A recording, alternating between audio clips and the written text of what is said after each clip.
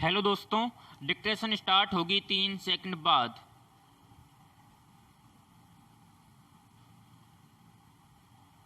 Start. Swami Vivekananda ऐसी शिक्षा चाहते थे जिससे बच्चों का सर्वांगीण विकास हो सके।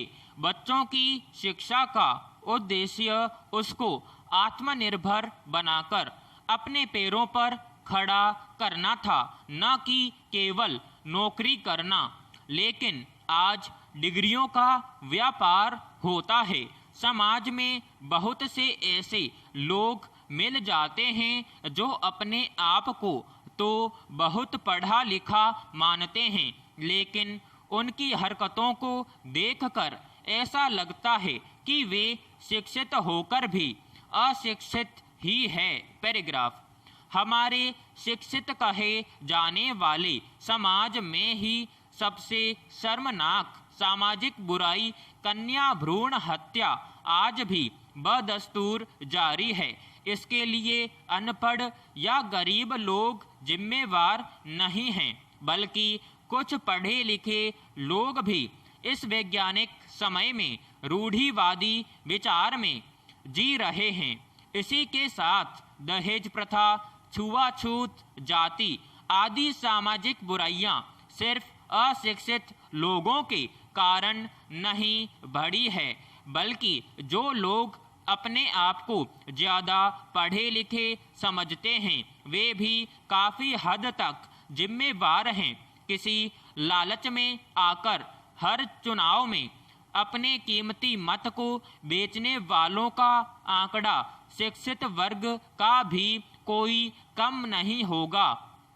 इसी तरह कानूनों को तोड़ना, मसलन हेलमेट का प्रयोग नहीं करना, ट्रैफिक नियमों का पालन नहीं करना, कार चलाते हुए मोबाइल पर बात करना, बात बात पर गलत शब्दों का प्रयोग करने जैसे काम करना। जो लोग शान समझते हैं वे पढ़े लिखे ही होते हैं। पैराग्राफ।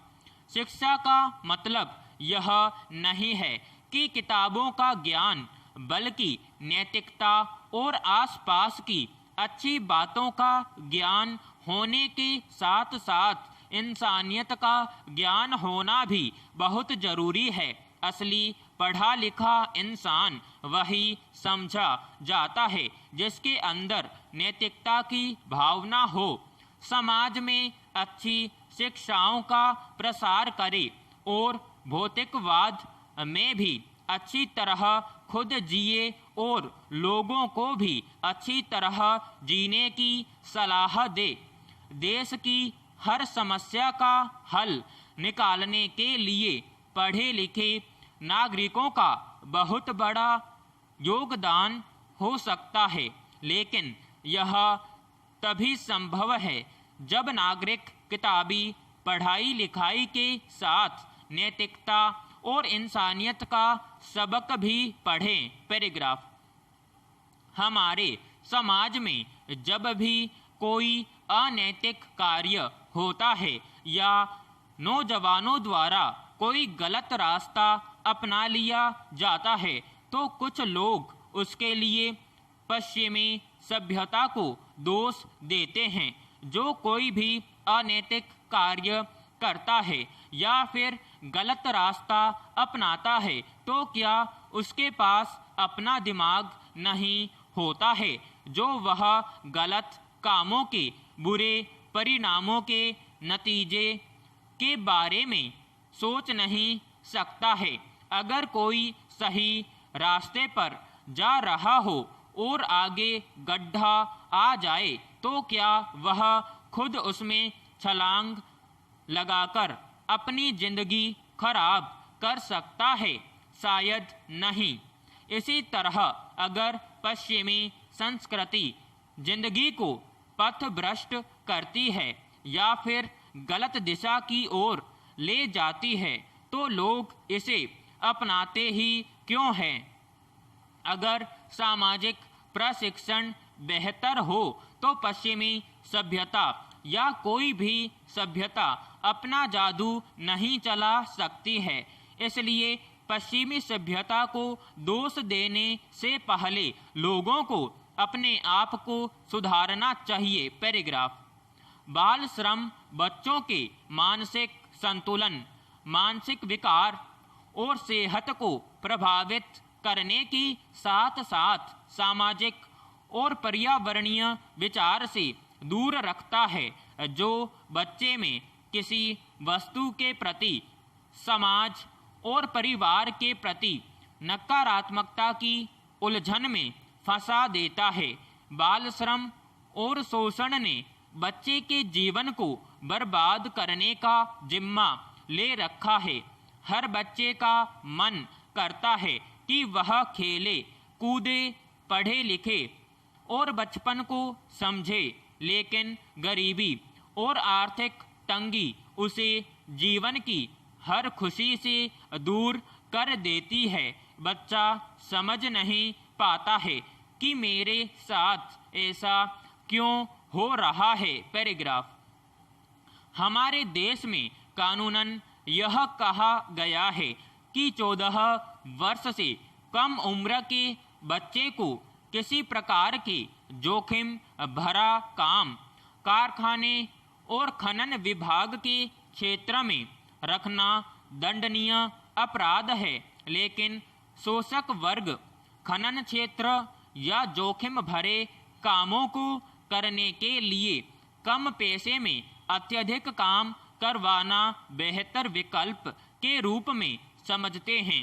जरा सोचिए कि एक गरीबी और आर्थिक तंगी की मार झेलते बच्चे को प्रकारांतर से गुलाम बनाना पड़े और वह शोषण का शिकार हो तो देश का भविष्य कैसे टिकेगा। पैराग्राफ। बाल श्रम के खिलाफ सरकार को ठोस कदम उठाने की जरूरत है। कहते हैं, बच्चे का भविष्य बेहतर होगा तो देश बचेगा और प्रत्येक नागरिक का भविष्य सुगम और सुरक्षित होगा। बाल श्रम कानून के जो नियम और प्रावधान हैं उसका सख्ती से पालन हो।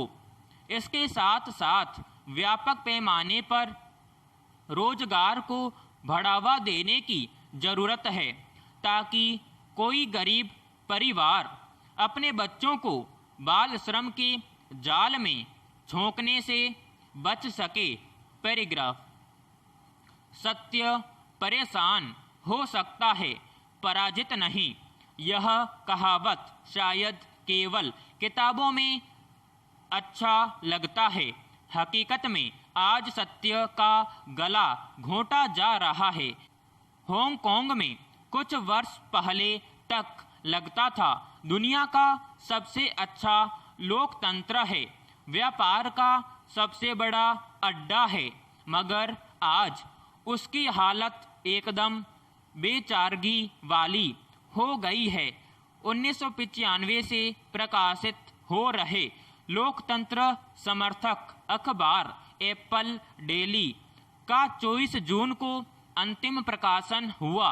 इसी के साथ उस देश के लिए लोकतंत्र समर्थकों के आंदोलन को भी एक बड़ा धक्का लगा है।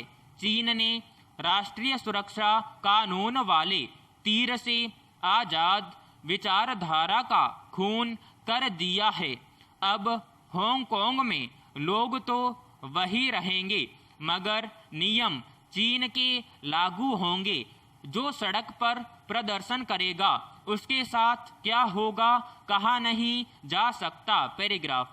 स्कूलों में विद्यार्थियों को अतिरिक्त अंकों के आधार पर हरियाणा सरकार का पौधारोपण अभियान एक अच्छी पहल है, मगर आमतौर पर स्कूलों में पहले ही सीमित जगह होती है, जो विद्यार्थियों की संख्या को देखते हुए बहुत कम है। इसके लिए स्कूल के साथ साथ और ज़्यादा जगह की ज़रूरत है, जिसके लिए निकटवर्ती भूभाग, पार्क, सड़क, नदी और नालों के किनारों को सुरक्षित तरीके से प्रयोग किया जा सकता है। जहां बिजली की लाइनें न हों।